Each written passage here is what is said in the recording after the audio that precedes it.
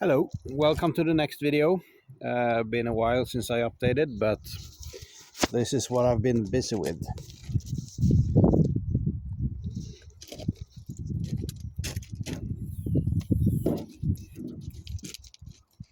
Here's my Renault Kangoo EV. Well, there is no electric motor in here. I've been disassembling it due to a fault in the charger. The battery charger is built into the car, and it failed. There's the original onboard charger. It's a 7 kilowatt, one single phase unit, so 32 amps, 230 volts, one phase, which is not very ideal here in Sweden, where we have very low main fuses. Usually domestic houses or all the domestic connections have 16 amps, usually 20 amps sometimes if you have electric heating, 25 amps out on the countryside sometimes, farm or so you can't really pull 32 amps single phase in any kind of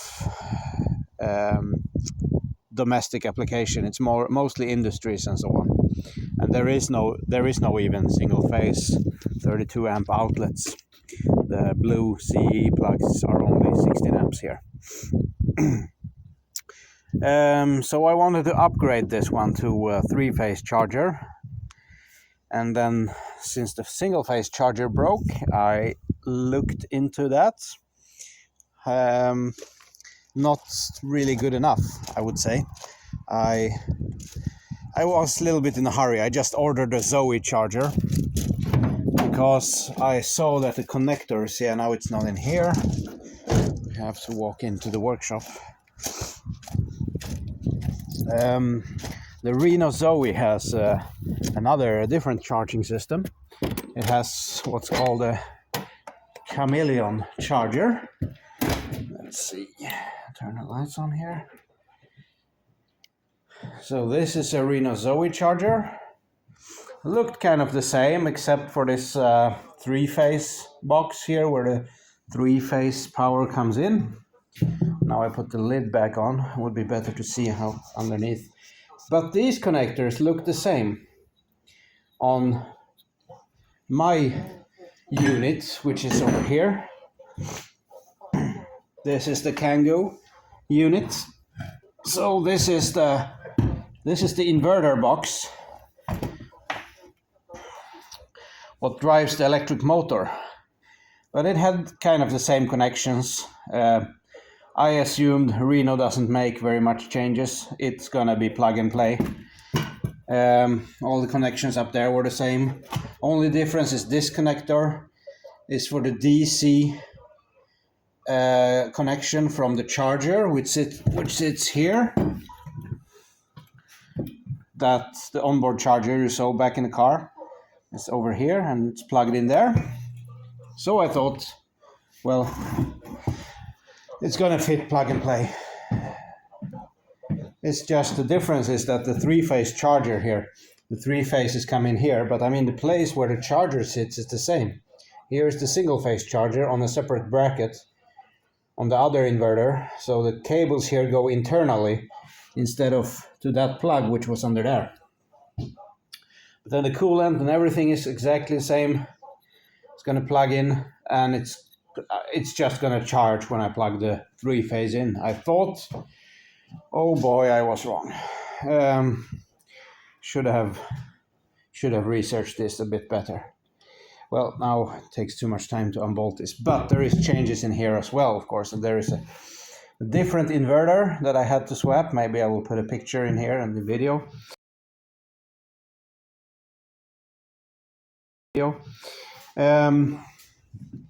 Because the Zoe, which I knew already before I started this, I researched actually a little bit. I checked so that the motor, this is the electric motor, that it had 4 wires, which I saw on Gary's C EV repairs on YouTube. So he disassembled the Kangoo and since this wire, the midpoint connection in it's a Y configuration on the stator winding. So this is the neutral. This is the center point, which is not used on the Kangoo. I found out. Then I thought, okay, that's, I mean, they have the same motor, which is good. I didn't want to replace the motor. I just want to replace the charger. So they just didn't use it. And then the charger inverter configuration is just different within that box. So what this box does is different when what the other box does. This one just doesn't utilize the motor windings as a boost inductor. It works in a different way. And I thought all that control of this charging circuit would be within the box. There is plenty of electronics there. Oh, here's an old Kangoo motor that I have for sale. It's the Continental water-cooled unit. These ones are air-cooled.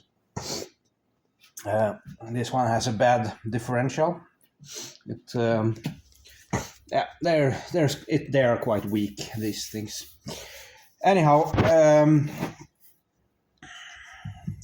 so I thought all the controls of the charging will be within the box, and the communication to this is the same, I would think. But then I came in contact with a Romanian EV shop, a repair shop. Forgot the name of the company, but Dumitru was the guy owning it. I can post a link in the description here. He has done this mod before, and he knew what he was doing and what he was talking about. Quite good electrical engineering skills, or electronics engineering. Electricity and inductive loads and things like that. I mean, I am also an electrician by trade, so I knew about things like that, but communication protocols and CAN bus and things like that aren't really my strong side. I've done some PLC installations, and that's the most advanced I think I have done. I thought that would be the same. It would just talk to the charger, okay, charge with this and this current, and then it will sort out everything here. And then the Kangoo unit did not use the motor windings, but the Zoe unit used the motor windings. I thought, okay, that's the only difference. And it makes complete sense when he talked about it. Of course, it's a different insulation test. So when you start up the car, it makes a couple of insulation tests. It checks basically so there is no contact between the ground and any of these cables on the high voltage side, on the battery side and everything. So there is no shorts in between here, and it does that in a different way if it uses this stator winding or if it doesn't use the stator winding. So the Kangoo does a much simpler insulation check than the Zoe does. The Zoe does a much more advanced one, which also involves the high voltage battery. So what Dumitru told me is that it has to be some CAN bridges, which is currently under development, or he has developed them already. It's currently, he's making them for me right now. They have to plug in there to modify the signal, tell this box or that box things that it wants to hear, and also one back by the battery in the car that will I don't know, really exempt maybe the battery from the insulation check, or throw some different. The BMS was different apparently, so it will throw some different languages back and forth, so the car thinks the insulation tests is all fun and games, but I don't really know. Of course, he has researched this a lot better, but I mean, if it does the insulation checks, because what happens, the reason there isn't a different insulation value is if you put power into these, you get an inductive leak current, as well as into the rotor, but also to ground possibly. You can induce electricity and you get an inductive connection between ground and the motor all the time while you're charging, since this is in use. While you don't get that with the original unit. So probably this insulation checks are ongoing all the time while it's charging, and then it will give a fail probably if it detects that there is a leak current in between here, even though the leak current isn't caused by direct contact by the winding and the case. It's just a inductive leak current, but anyhow, a very low impedance measurement, a low impedance check might see that as a leak current anyhow, even though if it's inductive leak current.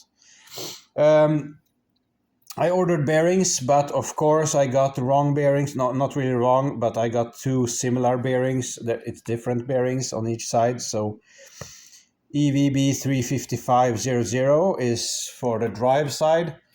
I got two of those, and then I didn't get this one. So I had to order it now, so I'm waiting for that one. They weren't very noisy. I will put the video in here, but still.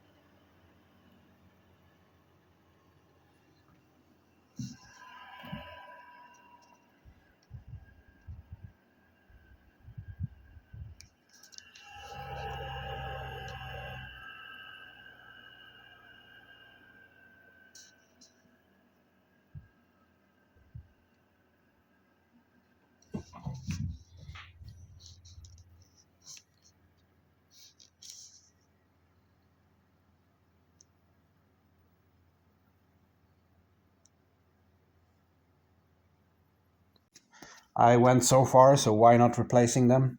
Also, I found out that the slip rings, or this slip ring, needs resurfacing, so I will take it to my work and put it up on the lathe, smoothen it out.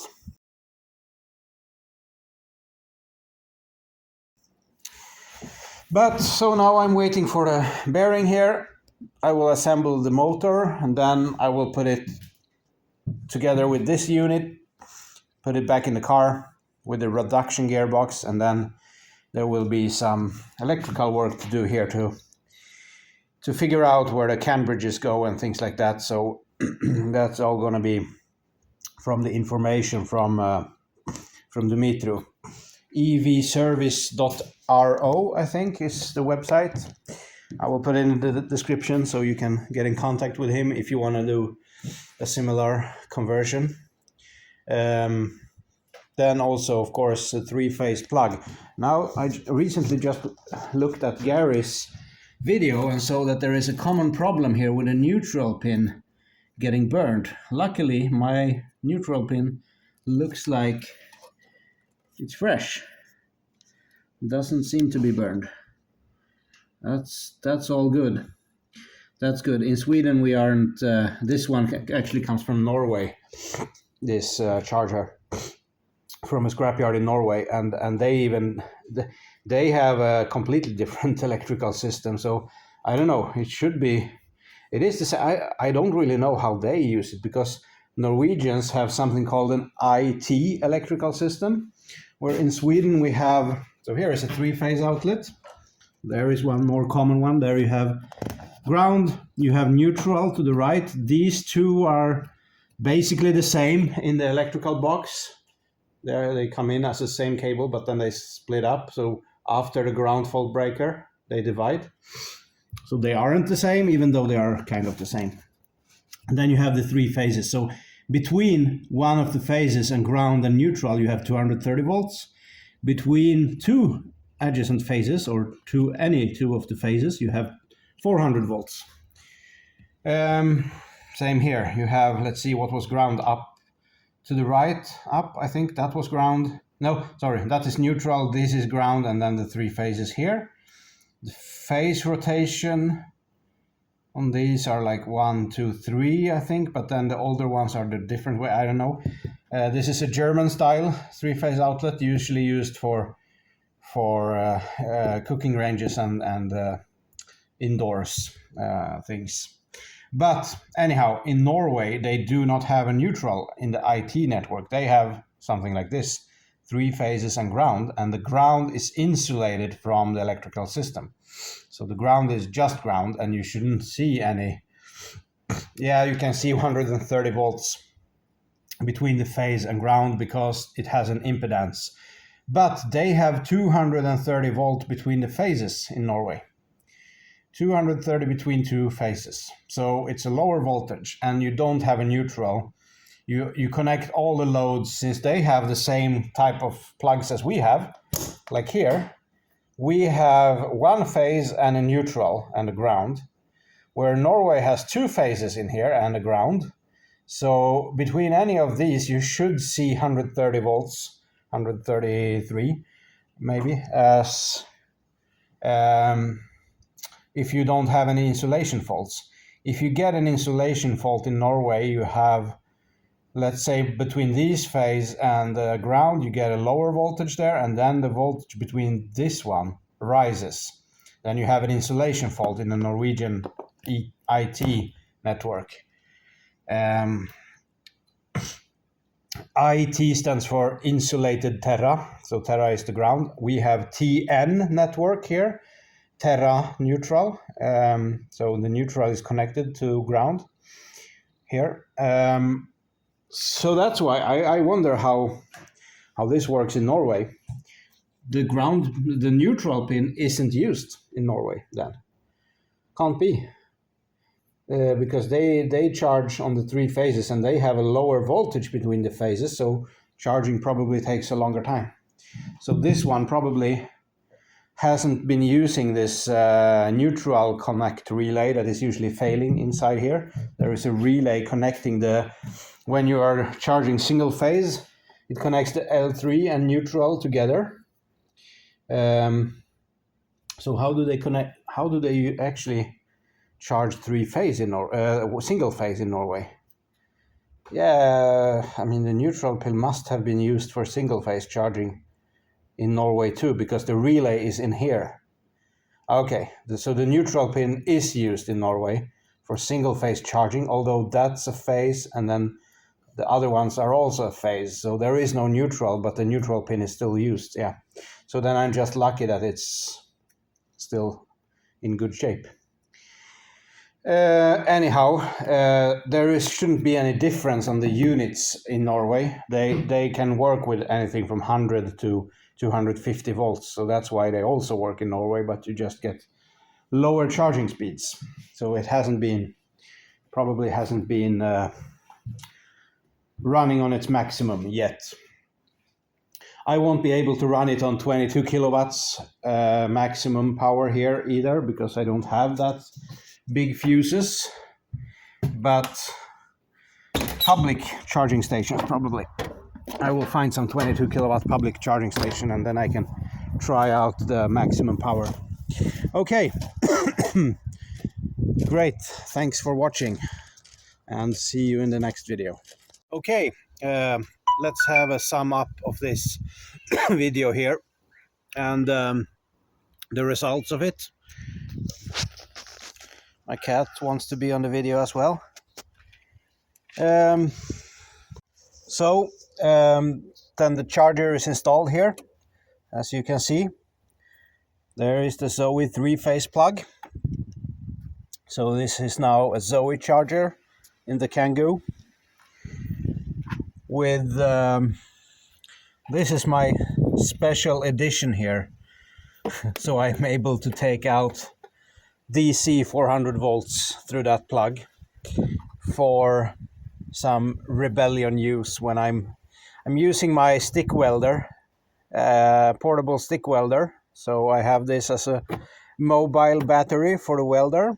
So basically what I did is connected it to an empty plug here, which is fused by 2 fuses behind here. So there is like, it's kind of safe. I've done this in a much more hillbilly-ish style before, as you will see in the picture here.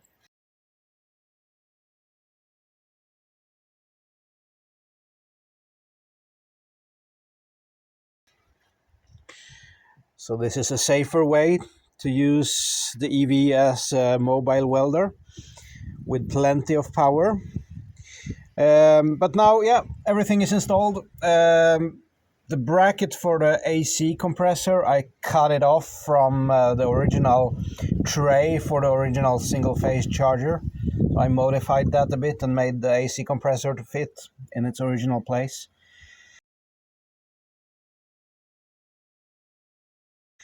As well, the reason I heat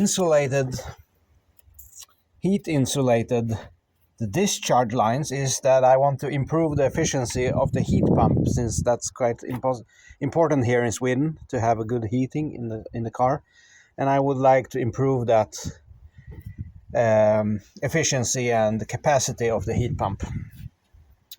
So the connection that I talked about here, the data connection, this is just a ground wire for the DRL lamps over here. So it's very non-seriously made, but that's okay. It's not a critical communication or anything. The data communication here is cables to CAN bridge. I already had taped the main harness before I got the CAN bridges delivered.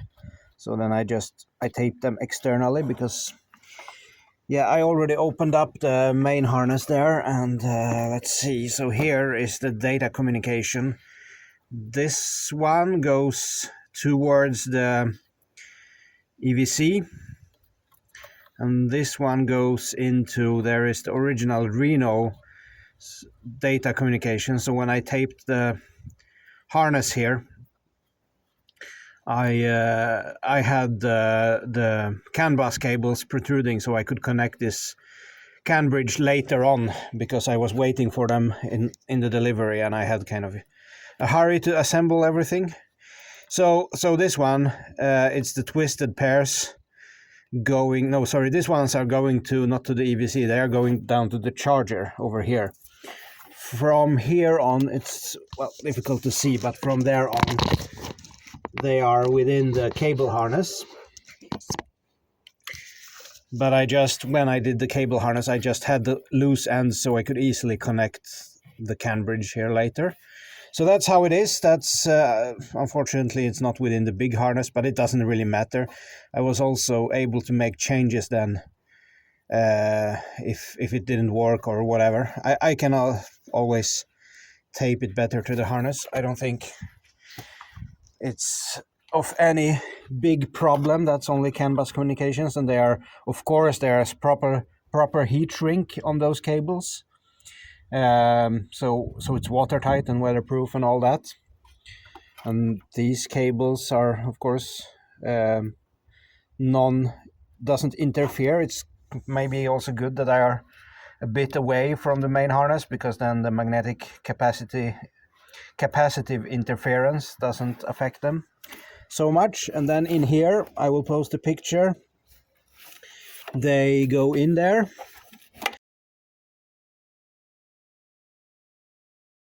And inside here is one of the CAN bridges hidden. and weatherproof behind there. So it's a neat installation. No one can really see anything. I think this connector, I will try to hide it or remove it for the annual safety inspection, because I don't know, they don't know much about EVs, and they might freak out. They freak out of smaller things than that. So that's all you see here. Unfortunately, I broke off this this charging door, so I made a very unorthodox solution here. I do not really care about the appearance of this vehicle. I have to say that. It's a work van, it's an A to B van. It's meant for very cheap means of transportation. Since I have my solar panels up there, I have free means of transportation. That's why I do not really care about all this dents and everything. I bought it that way, or actually in a much worse state than this. I tried to push it out from the inside. Do not really care. It's also a right-hand drive, so I do not care about that at all. Here is the other CAN bridge, temporarily installed, or installed like that and connected. That actually I made properly here now, with the cables inside the harness and the weather shrinked and everything, taped with this soft kind of fabric tape all the way up here, and then I will put the CAN bridge in a little bit better spot, maybe better protected there also. So for now, it's just attached like that. If I had to make any changes, optimally I would like to have it hidden a little bit more inwards to get it more protected than that. Let's see if I get the cat out as well. Maybe you want to join me for the ride? Huh? He doesn't speak English. So, let's have a test drive.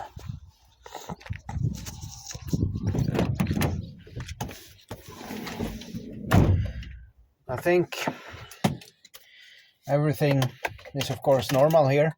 You won't notice any difference here. It starts up like normally, and yeah, it drives like normally as well. Nothing special there.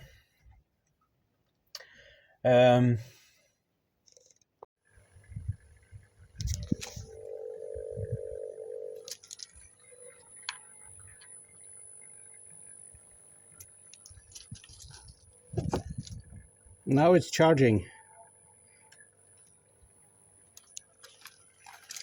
Just waiting for the vacuum to pull in the AC to charge that. But everything seems to work.